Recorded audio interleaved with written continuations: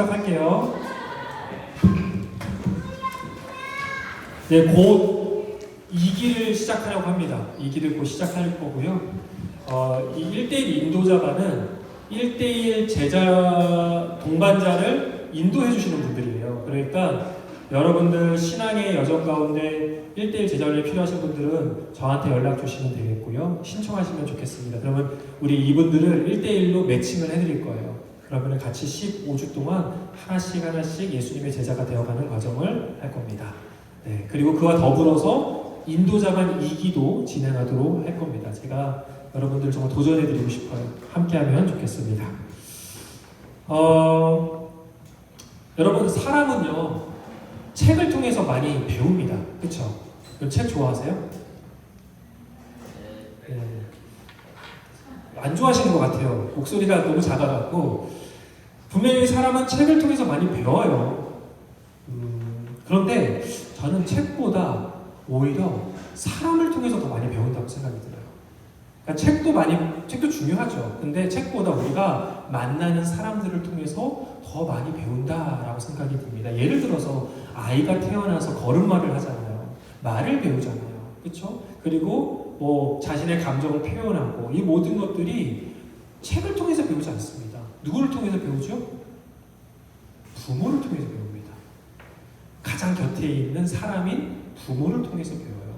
저는 저희 아이들이 제 말버릇, 아내의 말버릇을 그대로 따라하는 걸 보면서 놀랄 때가 있어요. 그리고 심지어는 제 걸음걸이까지 제 아이가 따라하는 것을 보고 굉장히 놀랐습니다. 그 부모의 그 자녀라는 말도 있지 않습니까? 그렇죠? 그건 단지 유전 때문만이 아니라 부모의 말, 부모의 습관, 부모의 태도와 삶의 모습 등을 자녀들이 보면서 계속 배우기 때문이에요. 여기 우리 부모님들이 몇 분 계신데 정말 자녀를 양육하는 것이 쉽지 않습니다. 왜냐면 내 나쁜 것까지 다 배우니까. 부모가 자녀의 큰 스승입니다. 근데 마찬가지로요, 부모뿐만 아니라 우리가 살아가면서 만나는 수많은 사람들을 통해서 우리는 배웁니다. 성장합니다. 사람들의 좋은 모습, 좋은 행동, 또 긍정적인 말, 멋진 삶의 태도, 멋진 삶의 생각 등을 보면서 우리는 배워요. 어떻게 해요? 저렇게 살아야겠다. 저렇게 살고 싶다. 라고 말이죠. 근데 반대로 만나는 사람들의 어떤 그 연약한 점, 실수, 그리고 좋지 않은 부정적인 모습들을 보면서도 우리가 배워요. 어떻게 해요? 저렇게 살면 안 되겠다. 난 저렇게 안 살아야지 하면서 배웁니다. 여러분, 공자의 논어를 보면요, 3일 행필 유아사라는 말이 있어요. 되게 어려운 말이죠. 뜻을 풀어드릴게요. 그 뜻은 뭐냐면요, 세 사람이 길을 가면 그 안에는 반드시 스승으로 여길 만한 사람이 있다라는 말이거든요. 이게 무슨 말이냐면 우리 주변에는 항상 스승이 있다라는 거예요. 항상 스승이 있다. 물론 모범이 되는 스승이 있겠지만 반대로 안 좋은 모습을 보여주는 스승도 있는 겁니다. 따지고 보면 우리 주변에 있는 모든 사람이 나의 스승인 거예요. 그런데 좋은 모습을 보여주는 사람들을 가리켜서 뭐냐면 우리가 소위 정면교사라고 말합니다. 정면교사. 그리고 반대로 안 좋은 모습을 보여주는 사람도 저렇게 살면 안 되겠다 라고 하는 그런 안 좋은 모습을 보여주는 사람을 뭐라고 하냐면 오늘 설교 제목처럼 무슨 교사? 반면교사라고 부릅니다. 그런데 우리가 좋은 거든 나쁜 거든 다 배우면 안 되지 않을까요? 그렇죠? 무슨 말인가? 여러분, 옳고 그름의 명확한 기준이 없다면 누가 나의 정면교사고 누가 나의 반면교사인지 알지 못해요. 무분별하게 배웁니다.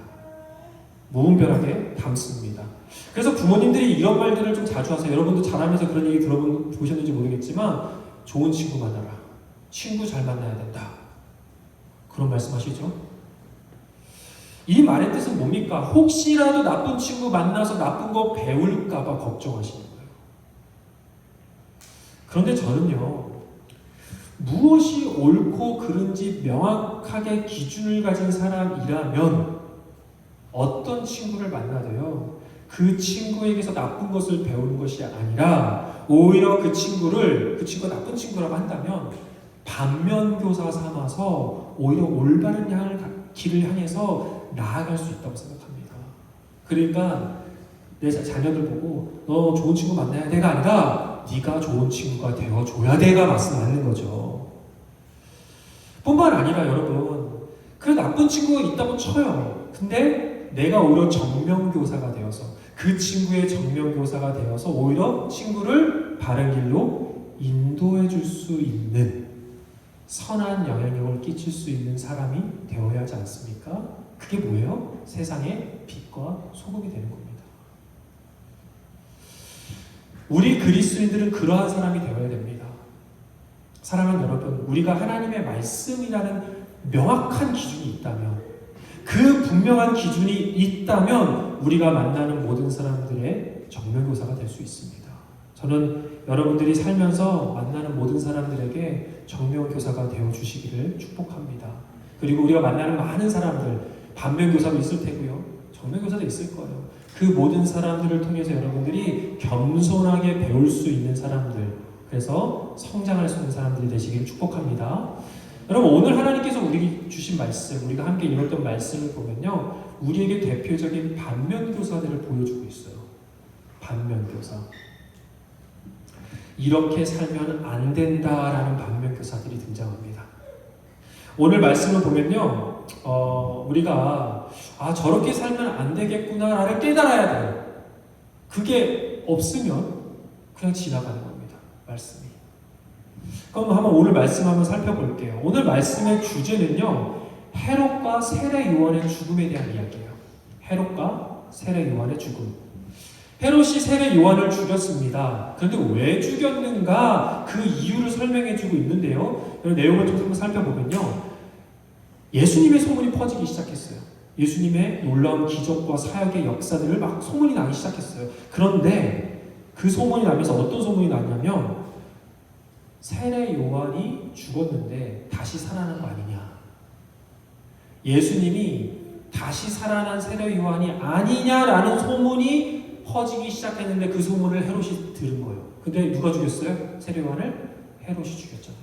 그래서 그가 불안해하고 매우 두려워하고 있었습니다. 내가 목을 벤 세례 요한이 살아났구나 하고 말이죠. 그러면서 자연스럽게 성경이 과거의 회상으로 돌아갑니다.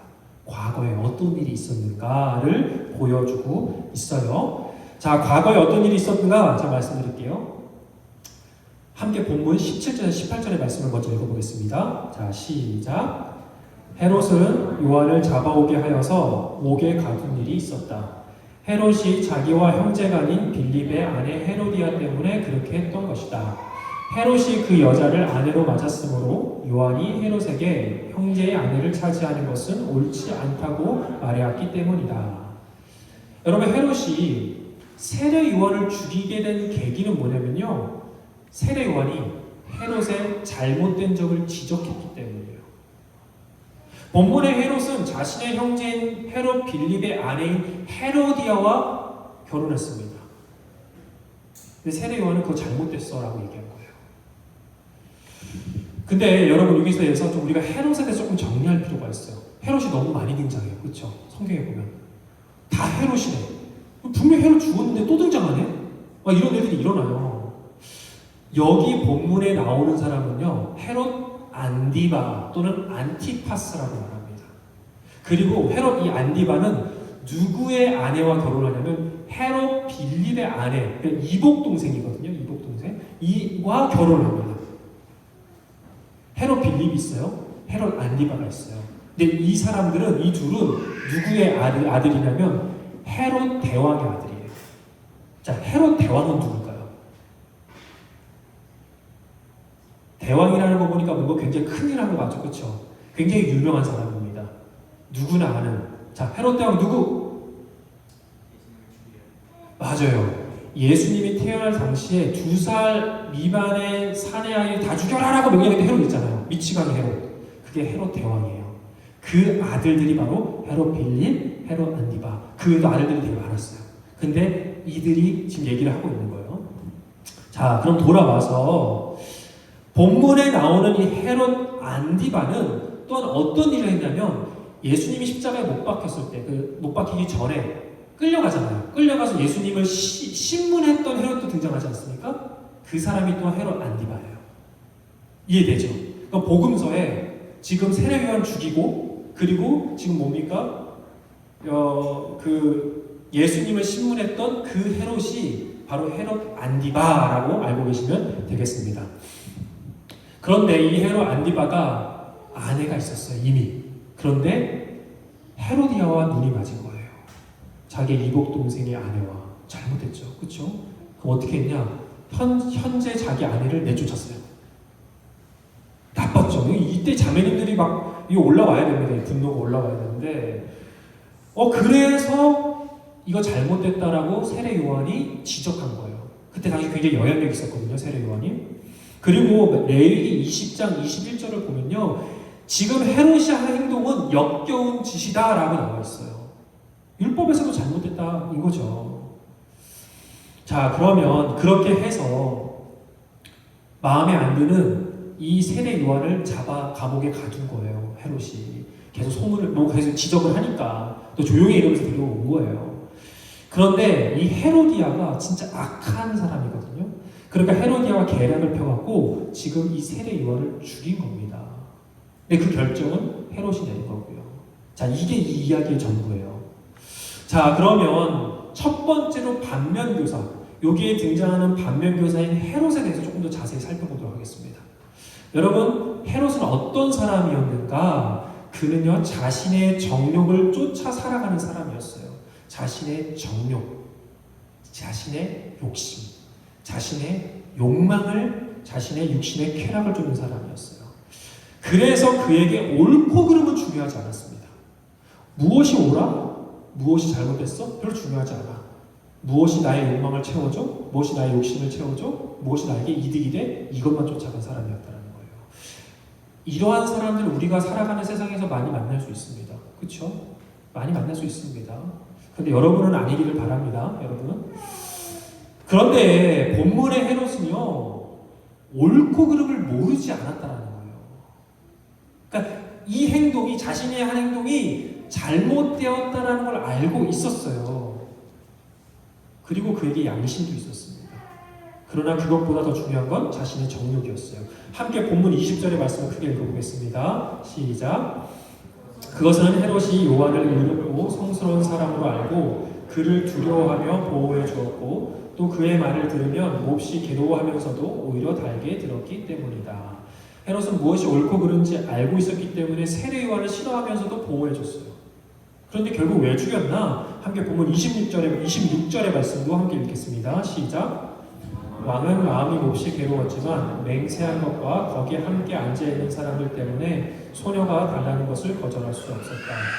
자신이 사람들 앞에서 호언장담한 게 있으니까, 내가 왕이라는 위치가 있으니까 내가 너에게 무엇이든 다 들어줄게 라고 한 말이 있으니까, 체면이 있으니까, 자존심이 있으니까 어떻게 했어요? 죽였어요. 잘못된 건 줄 알면서, 괴로워하면서도 죽였습니다.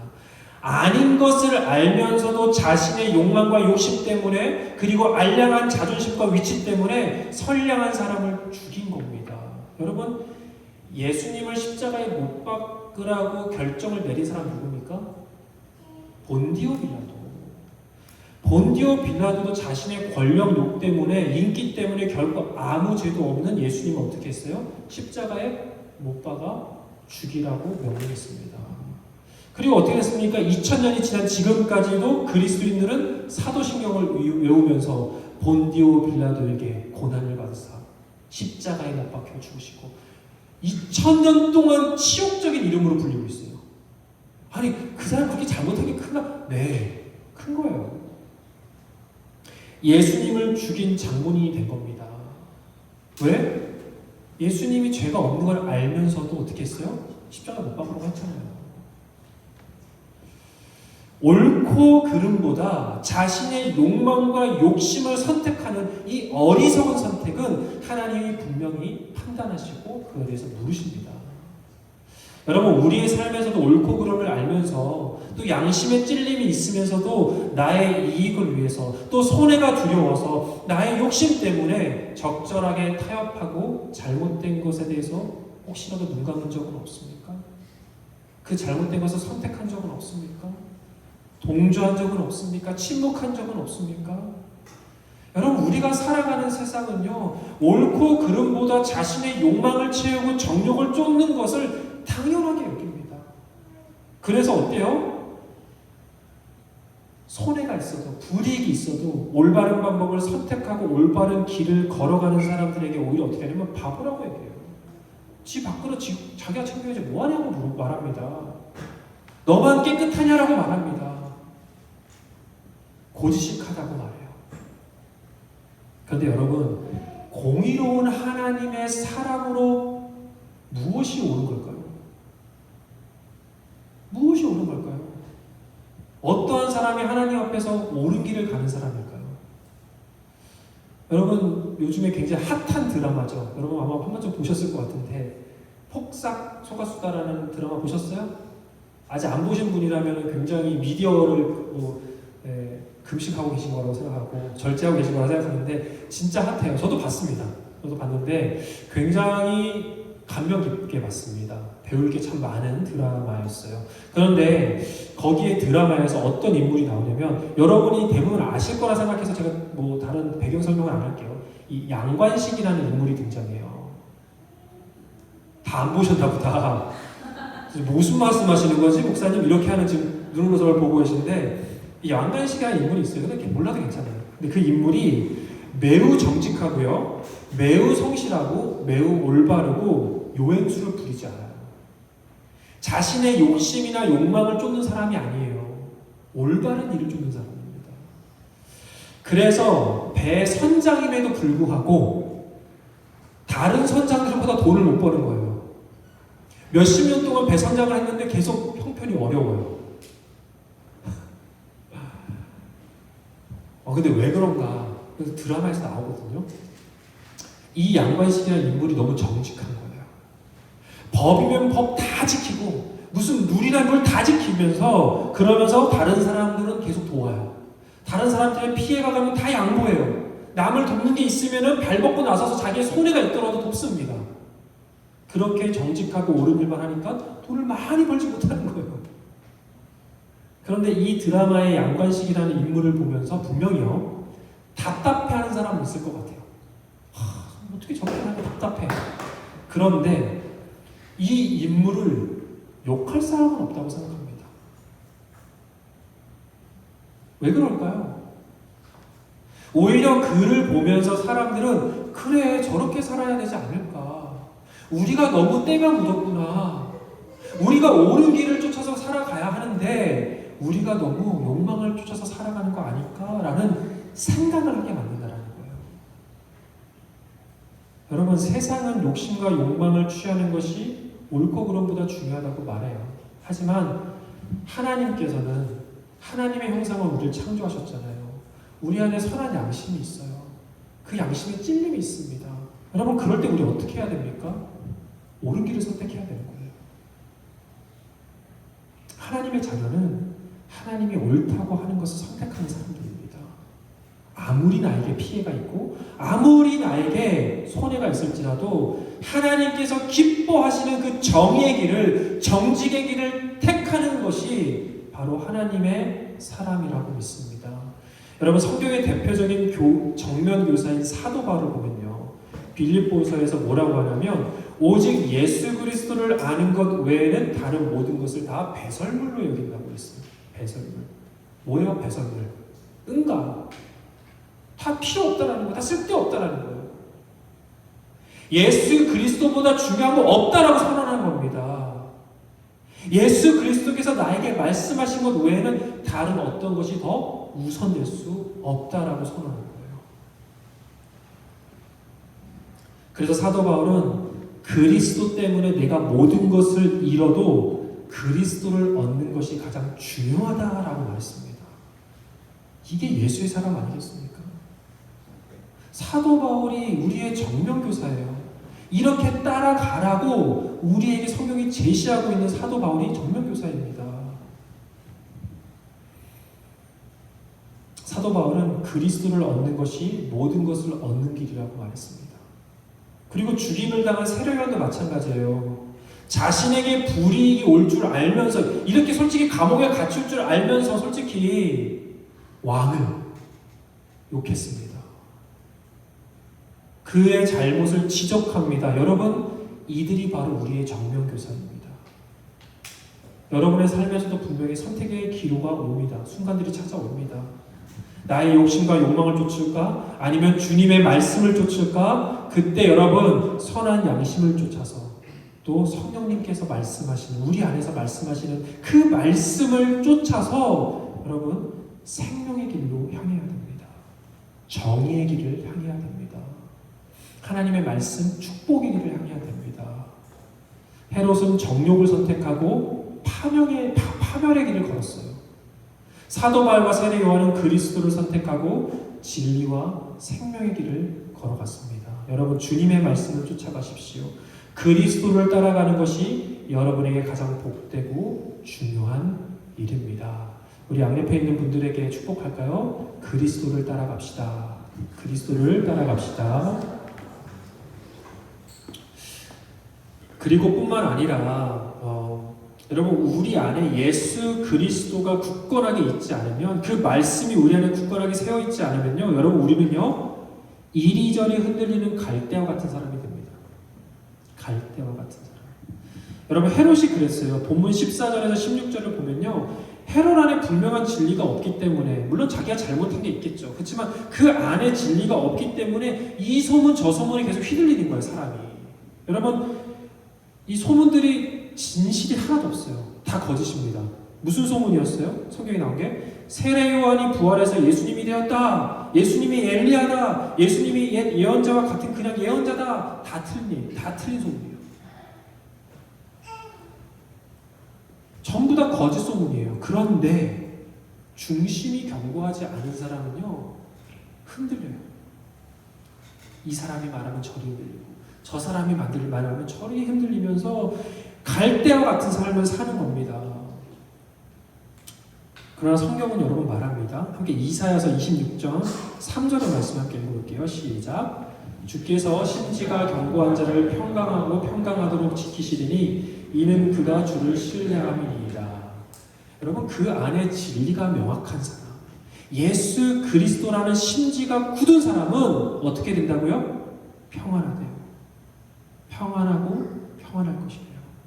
여러분, 진리의 사람은 흔들리지 않습니다. 세상에 잡음이 너무 많아요.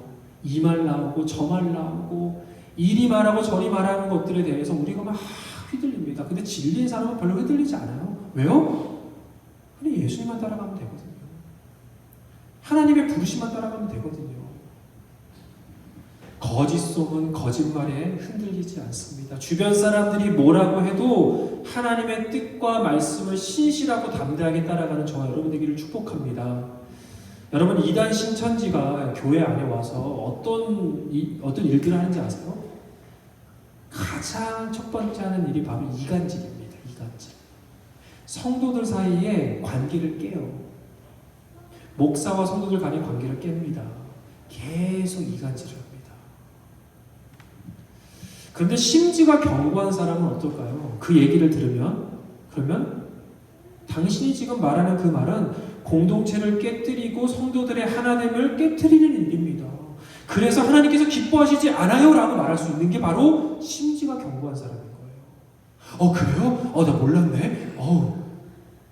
이렇게 동조하는 게 아니라 심지가 견고한 사람은 진리로 응답하는 거예요. 잘못된 겁니다 라고 말할 수 있는. 그렇게 되면 어떻게 할까요? 신천지가 와도 도망갑니다. 여기 안 되겠다. 여기 아무리 작업해도 안 되겠다 하고 도망갑니다. 여러분, 저는 여러분 안에 하나님의 말씀인 진리의 기둥이 견고하기를 바랍니다. 하나님의 말씀으로 충만하여서 여러분 어떠한 사람이 말을 해도, 누가 뭐라고 해도 여러분 진리로 대답할 수 있는 사람들이 되시기를 주님의 이름으로 축복합니다. 또한 우리 안에 진리가 견고하게 세워있지 않으면요, 우리는 되게 경솔하게 말을 하고 경솔하게 행동하게 됩니다. 경솔이 뭔지 아시죠? 그렇죠? 굉장히 가벼운 거예요. 쉽게 말하고 쉽게 행동하는 겁니다. 여러분 말씀 속에 헤롯이 그랬어요. 헤로디아의 딸 살로메라고 나와요. 그 요세푸스의 그 기록을 보면요. 살로메가 춤을 췄어요. 얼마나 잘 췄는지는 모르겠어요. 근데 굉장히 이 연애가 당시의 연애는 어떠냐면 굉장히 음란했습니다. 그러니까 따지면 스트립쇼 같은 거예요. 지금 이 어린 딸이 어떤 춤을 췄는지 모르지만 굉장히 음란했을 겁니다. 그런데 자신을 즐겁게 해줬다는 그 한 가지 이유로 무슨 소원이든 들어주겠대. 나라의 절반도 너에게 주겠대요. 말이 됩니까? 얼마나 충동적이고 얼마나 경솔해요. 그런데 지금 헤롯이 어떤 상태일까요? 헤롯은 지금 이 말을 하면 여러분들이 굉장히 저를 싫어할 수도 있는데 헤롯은 해롱해롱한 상태예요. 여러분 잠깨라고 지금 우리 아재 개그를 한 겁니다. 헤롯은 해롱해롱한 상태였어요. 뭐에 취해서? 술에 취해서. 그래서 술에 취해서 이렇게 경솔하게 행동한 것일 수도 있습니다. 그런데 여러분 여기서 좀 다른 얘기를 해볼게요. 술에 취했든 안 취했든 얘기한 사람은 헤롯이에요. 무슨 말입니까? 술에 취했든 안 취했든 그 말에 책임져야 될 사람은 헤롯 당사자라는 거예요. 술이 핑계가 될 수 없다는 말이고요. 여기서 제가 술에 대해서 잠깐 얘기 좀 할게요. 여러분 저는요, 여러분들 좀 커밍아웃을 좀 할게요. 두구두구두구. 제가 대학생 때 저도 술을 마셨습니다. 전혀 안 놀라시는 거 보니까 당연히 마셨다고 생각하시는 건가요? 저도 술을 마셨어요, 대학생 때. 어떻습니까? 그 캠퍼스의 낭만을 생각하면서 대학생이 되잖아요. 그러면 자유다 이러면서 막 친구들하고 같이 술 마시고 했었습니다, 저도. 그런데 제가 그때 당시에 술 마시면서 되게 안 좋은 기억이 있어요. 뭐였냐면요. 막 당시 학교 친구들과 같이 막 술 마시러 막 가갖고 같이 막 술 마시면서 막 얘기합니다. 넌 나의 좋은 친구야. 어깨동무하면서 마치 평생 갈 친구처럼 막 으쌰으쌰 막 합니다. 그리고 그 다음날 돼요. 술 깨고 나서 아침에 만나요. 그러면 그냥 손 한 번 흔들고 그냥 지나가요. 뭐예요? 술김에 한 얘기예요. 술김에 한 행동이에요. 술김에 만들어진 관계일 뿐이었던 거예요. 저는 그때 굉장히 좀 기분이 되게 안 좋았습니다. 분명 어제는 어깨동무하고 함께 가는 거야 라고 외쳤는데 술 때문이었구나. 나 때문이 아니라 술 때문이었구나. 얼마나 여러분 경솔합니까? 저는 술 자체가 죄라고 생각하진 않아요. 술 먹었으면 무조건 죄야 이렇게 생각하지 않습니다. 성경에도 그렇게 말하고 있지 않아요. 그런데 술이 정말 우리에게 유익한가? 라고 할 때 그렇게 큰 유익이 없다고 생각이 들어요. 오히려 술로 실수하고 술에 중독이 되고 술 때문에 갈등과 문제가 일어나는 경우가 되게 많습니다. 술 때문에 다른 누군가를 시험들게 하는 경우도 굉장히 많습니다. 술 때문에 우리의 말과 행동이 경솔할 때도 많습니다. 그래서 저는 안 마셔요. 지금은 안 마십니다. 어떤 분들은 술이 관계를 형성하는데 굉장히 좋다라고 말씀하시는 것도 있어요. 그런데 제가 앞에도 말씀드렸지만 술김에 만들어진 관계는 술김에는 없어질 수 있는 관계입니다. 그래서 우리는 그리스도인들은 어떻게 해야 될까요? 술 말고도 좋은 관계를 형성할 수 있는 건강하고 건전한 방법들을 많이 알고 있어야 돼요. 그리고 많이 그렇게 시도해야 됩니다. 저는요, 그리스도인들이 술에 대해서 매우 신중하고 경계해야 된다고 생각해요. 여기 술 드시는 분이 계실지 몰라요. 저는 여러분들이 경계하시도록 권면해 드립니다. 술이 아닌 다른 방법으로 사람들과 친해지는 법들을 배우셨으면 좋겠습니다. 그리고 돌아와서 여러분 술뿐만 아니라 그리스도인들은 항상 자신의 말과 행동에 매우 신중해야 돼요. 쉽게 말하고 쉽게 행동하는 사람들이 되어서는 안 된다는 겁니다. 여러분 헤롯 보세요. 자신의 감정에 취해서 무슨 말이든 들어주겠다고 하지 않아요. 그리고 자신이 뱉은 말 때문에 괴로워하면서 아무 죄도 없는 세례 요한을 자신의 손으로 죽입니다. 경솔하고 가볍습니다. 여러분 우리는 헤롯을 반면교사 삼아야 됩니다. 헤롯과 다르게 우리는 우리의 행동과 말에 책임을 지는 사람이 되어야 되고요. 당연히 신중하게 말하고 신중하게 행동하는 사람들이 되어야 합니다. 충동적이지 않고 감정에 휘둘리지 않고 함부로 말하거나 함부로 행동하지 않으며 하나님 앞에서 항상 고민하고 또 고민하면서 나의 행동과 말이 과연 하나님 앞에 지혜로운가, 덕이 되고 유익이 되는가를 항상 생각하는 사람들이 어떤 사람이라고 성경이 나오냐면 지혜로운 사람이라고 말해요. 그런 사람들, 말과 행동을 제어할 수 있는 사람. 사랑하는 여러분, 신중한 말과 행동을 통해서 여러분을 통해서 하나님께서 영광 받으시기를 축복합니다. 그리고 여러분 주변에 있는 사람들이 여러분을 정면교사 삼아서 나도 말을 조심해야겠구나, 행동을 조심해야겠구나, 그렇게 생각할 수 있기를 축복합니다. 그리고 헤롯만이 아니라 성경은 또 다른 반면교사를 우리에게 보여주고 있어요. 누굴까요? 누구? 헤로디아. 대표적인 악녀. 성경에 나오는 완전 구약의 대표적인 악녀는 누굽니까? 이세벨. 신약의 헤로디아. 쌍벽을 이룹니다. 헤로디아의 문제점 너무나 많아요. 근데 본문에서 드러나는 대표적인 안 좋은 일을 하나 들게요. 시간 관계상. 안 그러면 제가 몇 시간 해야 되니까. 그건 뭐냐면 자신의 분노를 참지 못하고 극악무도한 죄로 이어갔다는 거예요. 분노를 통해 죄로 이어갔다는 겁니다. 함께 본문의 19절의 말씀을 읽어보겠습니다. 시작. 그래서 헤로디아는 요한에게 원한을 품고 요한을 죽이고자 하였으나 뜻을 이루지 못하였다. 여러분, 누구나 분노할 수 있어요. 누구나 분노할 수 있어요. 분노 자체가 나쁘지 않습니다. 왜냐? 하나님도 분노하세요. 분노 자체가 나쁜 게 아니에요. 근데 문제는 그 이유가 중요합니다. 함께 에베소서 4장 26절에서 27절 말씀 읽어보겠습니다. 시작. 화를 내더라도 죄를 짓는 데까지 이르지 않도록 하십시오. 해가 지도록 노여움을 품고 있지 마십시오. 악마에게 틈을 주지 마십시오. 성경은 우리에게 분명하게 말하고 있어요. 그 마음 계속 품지 마. 그 마음으로 사단에게 틈을 주지 마.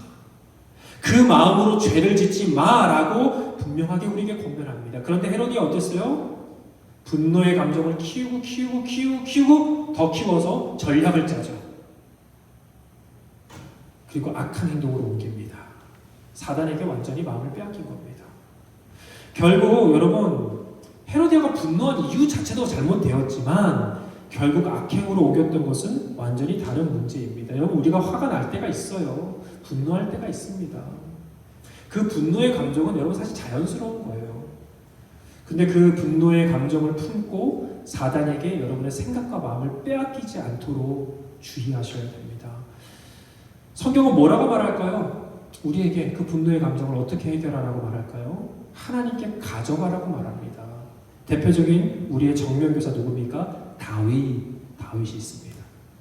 다윗은 자신을 음해하고 조롱하고 죽이려고 달려드는 자들에게 분노했지만 결국 그 분노를 하나님 앞에서 쏟아냅니다. 그리고 그 마음을 쏟아내서 작성한 책이 뭐예요? 시편이에요. 시편 보면 막 분노가 드러나요. 다윗의 분노가. 저들을 때려 죽이십시오 막 이렇게 나와요. 근데 결국 어떻게 끝난지 알아요? 하나님의 위로와 평강이 그에게 임하는 것으로 끝납니다. 분노를 하나님께 가져가면 하나님이 하나님의 평강과 위로를 우리를 안아주세요. 그리고 우리를 새롭게 해주십니다. 여러분, 정면교사인 다윗을 보면서 우리는 분노를 다룰 줄 알아야 됩니다. 다룰 줄 알아야 돼요. 분노는요, 우리를 영적으로 매우 취약하게 만들어요. 매우 취약하게. 여러분, 저도 가끔 운전을 하다가 정말 무례하게 운전하는 사람을 만납니다. 경험 있으세요? 아주 위험하게 팍 껴들었는데 어떻게 해요? 빵 누르면 막 가운데 손가락 확 올라오는 경우도 있어요. 제가 당해봤습니다. 그러면 때때로 분노가 치밀어 올라요. 내가 잘못한 게 아닌데. 그래서 어떻게 하고 막 어떤 마음에서 막 상생이 올라오죠. 막 쫓아가서 혼내줄까? 너 그렇게 하면 안 되라고 말해야 될까? 그렇게 되면 어떻게 될까요? 총 맞을 수 있습니다. 미국입니다. 미국. 큰일 납니다. 그렇게 행동한 사람 있을까요? 없을까요? 많이 있습니다. 많이 있습니다. 그 분노를 참지 못해서 행동으로 옮기는 사람들이 많이 있습니다. 분노가 행동과 삶을 장악해버린 거예요. 그래서 여러분, 우리는 분노를요, 하나님 앞에서 다루는 훈련을 해야 돼요. 분노가 생기면 그거를 품고 있지 말고 하나님 앞에 나아가서 그것을 쏟아내는 거예요. 하나님 앞에서는 욕해도 돼요. 그 사람 욕해도 돼요. 날 분노케 한 사람 욕해도 돼요. 하나님 괜찮다고 해요. 근데 다른 사람한테 욕하지 마세요. 하나님 앞에서 가서 욕하세요. 그러면 하나님이 괜찮아, 그래 이렇게 하면서 안아주세요. 그리고 그 분노의 마음 가운데 만져주세요. 약을 발라주세요. 이렇게 연고 막 발라주시고 그러면서 다시 세워주시고 회복시켜 주십니다. 사랑하는 여러분, 저는요, 그런 분노의 감정이 올라올 때, 이제 운전하면서 올라올 때 제가 하는 방법이 뭐가 있냐면 찬양을 하는 거예요. 찬양을. 할렐루야라고. 할렐루야가 뭡니까? 하나님 찬양하라 아닙니까? 찬양을 하잖아요. 그러면 이상하게 마음이 그 리밋을 안 넘어가요. 올라가다가도 찬양을 하면 이게 쭉 떨어집니다. 그 찬양을 항상 털어놓고 찬양을 크게 불러요. 그런 사람이 나타나면 찬양을 크게 불러요. 그러면 자연스레 마음이 수그러듭니다. 여러분, 그게 어떤 의미를 가질까요? 분노가 올라올 때 분노의 대상을 바라보지 말고 하나님을 바라봐라 라는 말입니다. 그러면 하나님은 폭풍의 분노를 잔잔케 하십니다. 고요하게 하십니다. 그것이 우리가 이 폭풍 같은 세상을 고요한 바다로 살아갈 수 있는 신앙의 비결임을 믿습니다. 그렇게 여러분의 감정과 여러분의 분노를 다루면서 여러분 내면을 잔잔한 고요한 바다와 같이 만들어갈 수 있는 주님의 사람들 되시기를 축복합니다.